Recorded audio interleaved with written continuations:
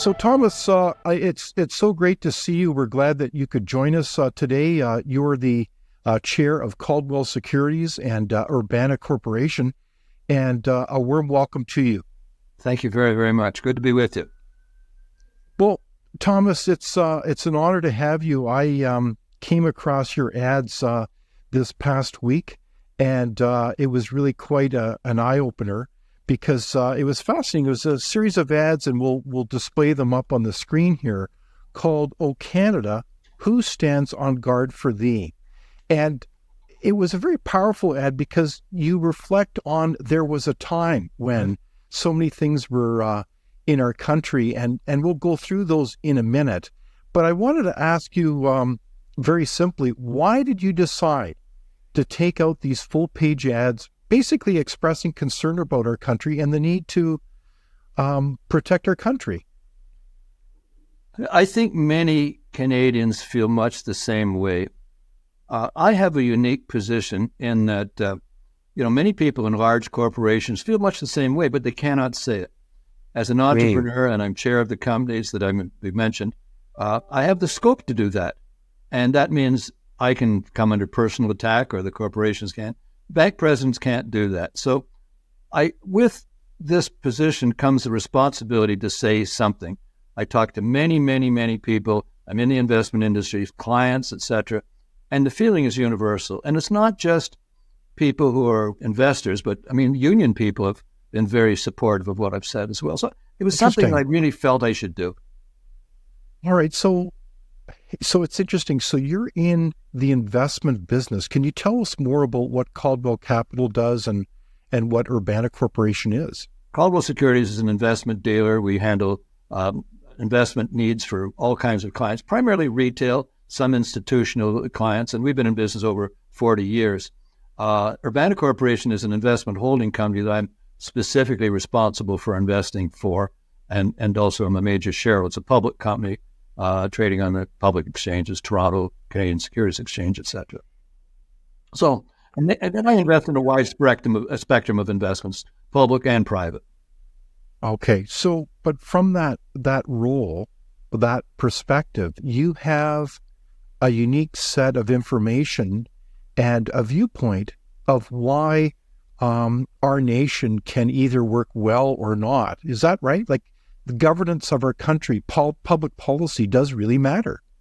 Well, it certainly does. But, I don't think you have to be a member of Mensa to really see what's going on in our country and what is problematic.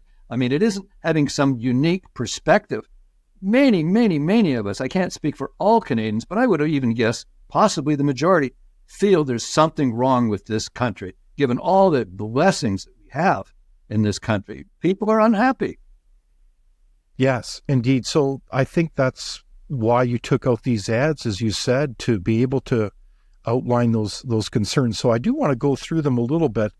For example, when you talk about Canadians, and this is from the ad, Canadians had pride in their past and confidence in their future. What were you trying to encapsulate there? Well, clearly it has been almost a government policy to debase the pride in our past.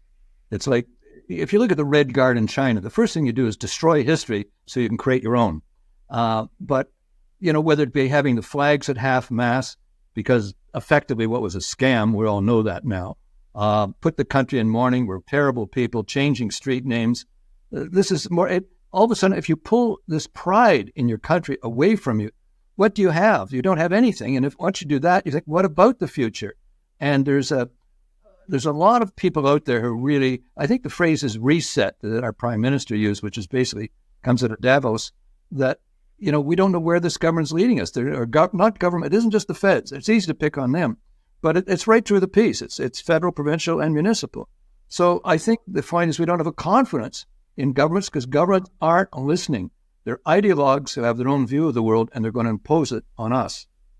Well, I think you've hit the nail on the head there. So there's a kind of an ideological perspective that instead of kind of unifying and building up the confidence of the country, it's what you said, debasing our story, our history. And it's interesting, you mentioned about the flags being at half-mast for some half a year, and I think it's coming up on the third anniversary of the so-called findings of mass graves in Kamloops and so many other locations. And, it's interesting, this week, I don't know if you saw that story, there was something like $7.5 million given to the Kamloops First Nation to examine and investigate that find. And to this date, there's been no evidence of any such findings. And so that's not a surprise to you. Is that right? Of course not. This is a scam. Even my saying that is considered hate speech, frankly, which really shows how bizarre it is. 150,000 students went through the residential school system. And were kids interfered with? Yes, and that's morally wrong. But that was also the case in almost every other private school in this country where there was residential. Yeah. We just didn't, of my generation, we didn't see it as wholesale. But, if you go through Canada and you look at tombstones in rural areas, if you had 5 children, you were going to lose 3 of them because there were no vaccines for polio, diphtheria, measles, mumps, etc. In fact, there was one study done, which has been buried, whereby the deaths in residential schools were lower than the national average because they had access to medical care. So this whole narrative is basically about money, and everybody bought into it. And so this is the anniversary of what? It's the anniversary of nothing. We were trying to integrate people into Canada, and that's what happened. And, there were things that were done right and were things that were done wrong. But taking the weekends off to kill children was not part of what reality was. That's nonsense. Yeah, no, I think that's really wise reality therapy around those issues. And so, we should be defending the truth and discussing issues based on evidence, not on hearsay or who knows what else. So well said. The other point that you make is Canadian productivity ranked among the highest in the developed world. What's your point there, Tom? Well, it's among the lowest in the developed world now, so there has been a transition. And basically, it's very hard to get big projects done in Canada. Very, very hard, whether it be out west or whether it be even here in Ontario. One of the great mineral deposits in North America is the Ring of Fire. It's been 20 years Indeed. Because we can't get a road built. It's just nonsense. And frankly, government has been actually anti-growth for some reason or other, or maybe they don't accommodate. If there's no growth, then the job of government is reallocating resources, redistributing wealth. So we have a lot of this stuff going on that no major company would want to come into Canada, except, by the way, if you're going to build a battery plant and we're going to give you $5 billion to do it. If they give me $5 billion, I'll build a battery plant for them. Exactly. I know nothing about batteries, but I'll find out with that amount of money, kind of thing. Yeah. And that's considered investment. It's not. That's a bribe. The country should be where you want to invest. And that's where productivity comes from. That's where productivity comes from. There's so many important points that you've brought up there. I mean, the Ring of Fire development, I'm very familiar with from a past life, and that is the world's largest, I believe, chromite find in the world, which is essential to build all kinds of things in terms of our modern society. And yet it's just sitting there. We can't seem to get things done. And in fact, it's interesting. This month, as you may recall, is the opening of the commissioning of the Trans Mountain Pipeline. It will, in effect, triple the amount of that pipeline. And what a saga, Tom, when you think of that sordid story of being able to get that thing done, despite the incredible support of First Nations all along the route, with exception. But that is just a case study. And now the government actually had to buy it, and the cost overran to some $36 billion now. Is that a good case study of how we can't seem to get things done? We can't. I mean, for example, I would think in the last 30 years we've been talking about liquefied natural gas, which, by the way, is a wonderful fuel for cleaning up the environment. For example, indeed, to Asia, it replaces coal. But you have a prime minister saying, well, there's not a business case for it. And Europe and Asia are pleading for LNG. But our country has become a tyranny of minorities. So we can't build a pipeline across Quebec and build one on the East Coast and can't build one on the West Coast. And the world actually needs that. And it does help the environment. Like it or not, it does. It's an efficient fuel. So, if we can't get on with projects, we can't get on with progress, your productivity is going to fall, period. I agree. So this is the story that do you think a lot of Canadians are aware of that our productivity level, and honestly, I know that South Korea is an incredible country, but we've fallen to, or South Korea is now surpassing us. Do you think many Canadians are aware of that declining productivity story? I don't know. I know it's been publicized in a lot of the papers, but I don't know that younger people even read it anymore. People are worried about these macro events only when it comes home to hit them in the fact they might have a job or might not have a job. So that's when it hits you personally, then you start to be concerned about issues. But it hasn't hit a lot of people yet. But I'm looking to the future for my children, my grandchildren, and that's really what I'm thinking about here. Will there be jobs for them? So is there an easy solution to this productivity train wreck that Canada's going through? I believe in the last 12 quarters, we've seen our productivity slide in this country. Is there an easy solution from your perspective? Well, there is, but it's about thought process. That's why I did this ad. I'm really trying to make politicians aware and also make them feel a little bit guilty. They've lost the plot. They've lost the plot. You know, we want to see growth, we want immigration, but you have to have growth in opportunities, growth in jobs. There's so much we can do. You look at the resources of Canada. We should be a world beater in so many areas, and we're not, because we're falling back into basically buying votes on short-termism. So what is the solution? Would you say it's getting politicians to think bigger, think about Canada, think about their electorate, think about, yes, there's poor people and disadvantaged, and we got to take care of them. But you still have to think about Canadians who are working, trying to build, and trying to get ahead. Run a government for the people who are contributing, and the rest will get taken care of along the way. So I like your vision, Tom. Let's grow this economy. I think that was your third point in the ad. Let's get Canada as an attractive investment destination. So when you think of Canada not being an attractive investment destination, what do you mean by that? What are you seeing from your perspective in this investment world? About a week ago, I was in London, England, and people there, they don't even think of Canada anymore. They talk about Australia, but Canada is a non-factor. And in the U.S., we have interests there at home in the United States. Canada's, when it's considered as either an embarrassment or a joke.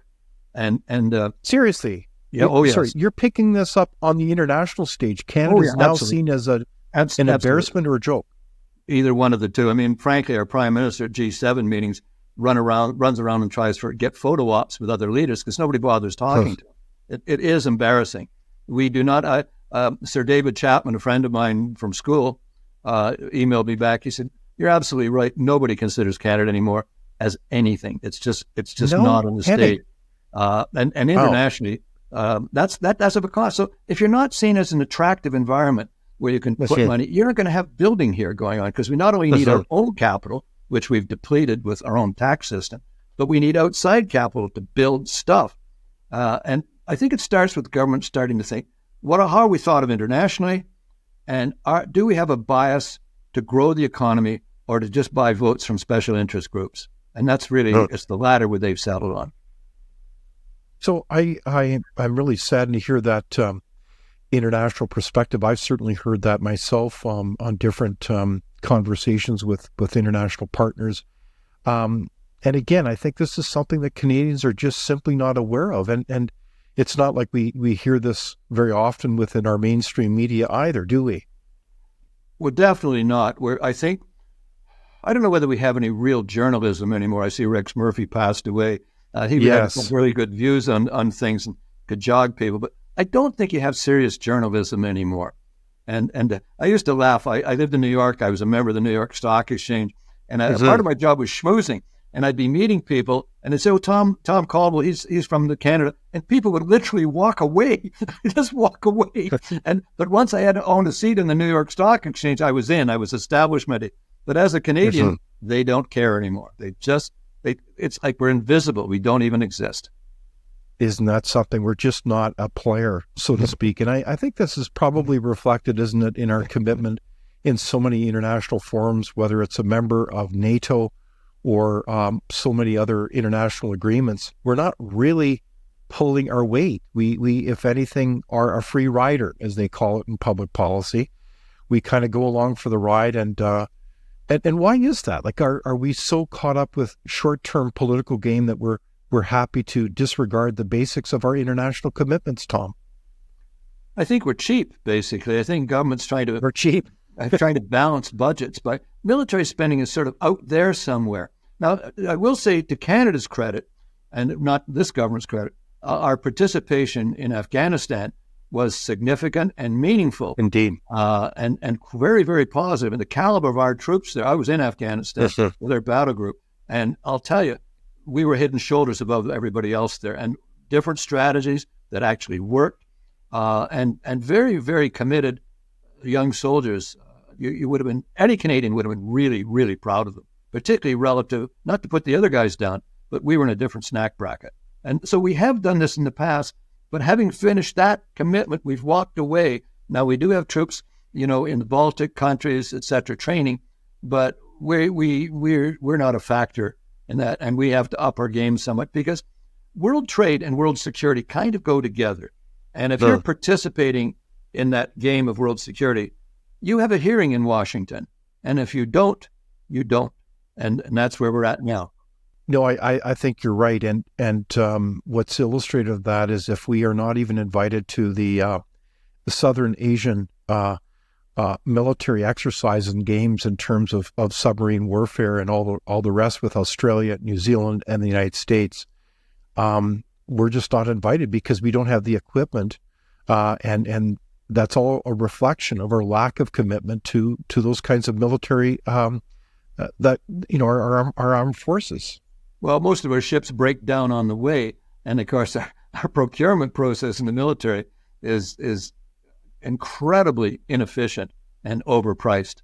But at any rate, you're quite right in your summation of that. So one of the points I thought that was powerful in the ad was young Canadians could realize their greatest potential within Canada. So, without trying to generalize, I did want to cite some surveys, and one of them has to do with, there's so many surveys that we could reference, but one of them is, I believe it's a Metro poll out of Vancouver that says some half of young Canadians within Vancouver have the intention of leaving that city. There's other polls that indicate that most Canadians now do not see a future that is a higher standard of living than their parents. They just simply are a kind of a malaise. Are you picking up the same type of perspective from young people? It's really quite sad. Absolutely. And you're also seeing a shift in the immigration pattern that many people have come to Canada are saying, wait a second, this isn't heaven. It's so expensive to live here. It's hard to get a job. I got a job, but I'm just surviving. I'm going back home. And that's happening. We're getting reverse immigration, particularly of the productive immigrants, the ones who have skills and can get jobs back home.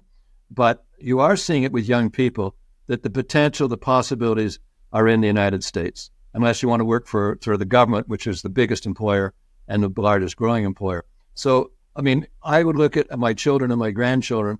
My children are obviously in their 50s, but, one of them one is now an American citizen. The other one's talking about it. And my grandchildren as well, too, are out of the country, and they don't necessarily plan it because there's nothing much here that's excitement, that's prideful about, or a vision. You said earlier about leaders bringing unity. Our leaders bring division, pitting one sector against the other. A leader at any level is to provide a vision and unite people in trying to achieve that vision. And we're doing exactly the opposite. And it's trickling down to morale with young people and quite the reality of what kind of jobs are left out there. And, we can't all work for the banks or the government. I think you're absolutely right. So just to kind of round this off with the message that you carried in this ad, it's very interesting. You concluded by saying, this is not the case today, and all levels of government share responsibility for the above. The late Prime Minister Brian Mulroney used the phrase, look after Canada first. I am asking our elected politicians and political parties to do the same and not focus on their own narrow political interests and agendas. This is now critical. Why did you say this is now critical? Well, I think we're past the tipping point, if I might use that phrase, that all the evidence is there now. There's not any subjective call here. any one of those things that I referred to, the metrics support it. Productivity, lack of real job growth, lack of development, a government that's focused on basically buying votes on short-termism. Indeed. So it's there now. And in doing so, we're spending tremendous amounts of money, and it's going to take us years to get back on side with that. So it's constraining the possibilities of government coming out and doing something. So the only projects we get are where we give away a ton of money to some company that will build a plant that fits the political narrative, and everybody's, cutting ribbons and congratulating each. That's not investment. That's giveaway politics. Look at us. Haven't we done a great job? We're going to have a lot of people building a battery or heaven knows what. Yeah. You want people coming into this country because it's a great place to be, with smart workers, great resources, well-managed countries, cities, provinces, and we don't have that now. And that'll have an effect of young people leaving. You want to be on a winning team. You don't want to be in a losing team. And a lot of the younger people growing up, they're not totally inculcated by left-wing professors. They think quite differently. Kids size up their teachers pretty quickly, but they want to get ahead. They want to do well. They want to prosper. And if you can't do it in Canada, you're going to go somewhere else. I think you're right on. So within this context then, you've looked at all kinds of organizations, companies, turnarounds.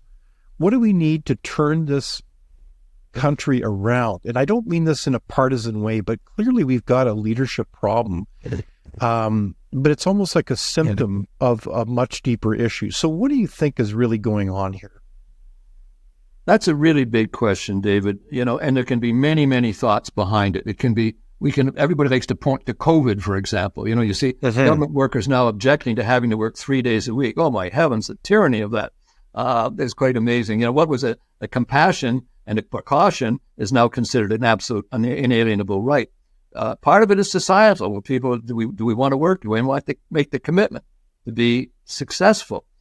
So there's sociological. There is a lot of conditioning around one-trick ponies. For example, if you accept climate change and Canada's meager contribution to or from, and you make that the centerpiece of politics, you'll debase everything else. Driving in Toronto, you can't drive it. It's insane.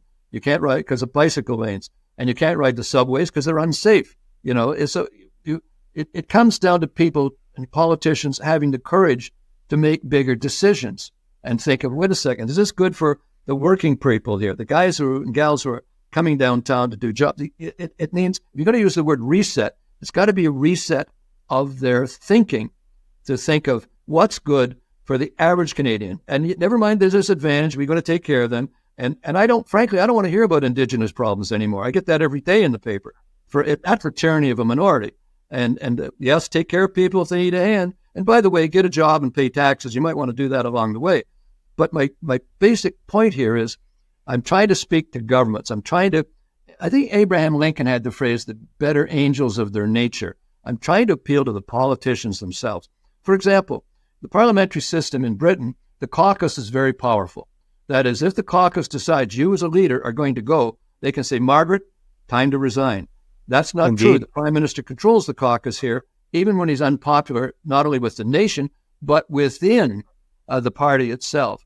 Or maybe, I can only speak to Toronto here, in that maybe they should be allowed to have political parties, so at least I know where these people stand. As it is, I get 150 names.